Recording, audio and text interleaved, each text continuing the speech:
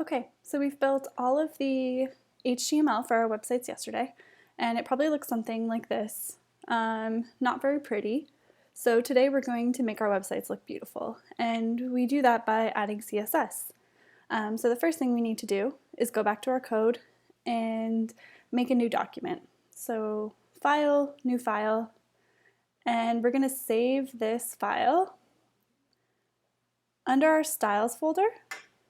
And we're going to call it something like style.css or main.css. It has to have the .css at the end so that Adam knows that it's a CSS style sheet. So we'll hit save. And the next thing we have to do is go into the head of our document, and we have to actually link the style sheet to our HTML so that when our HTML loads, it loads our style sheet as well. So we can say link, and then we have to actually tell the browser where to go and get the style sheet. So first we're going to look in the folder called styles, and then we're going to find the document called main.css, and we're going to load that document. So we can hit save, and now we can test it to see if it works. So if I want to change the background of my entire website, I'm going to change the background of my body element because everything on the website is nested in between the opening and closing body tag.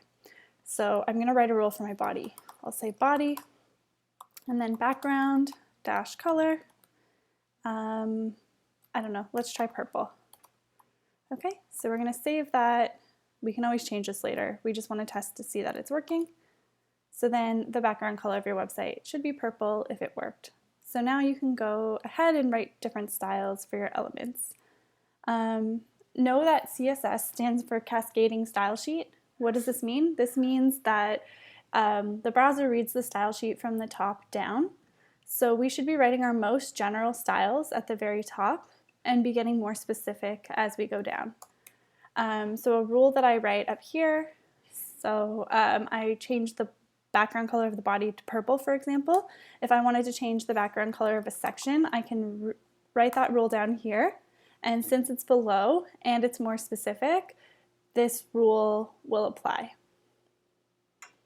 So that's all we need to know to get started on our CSS.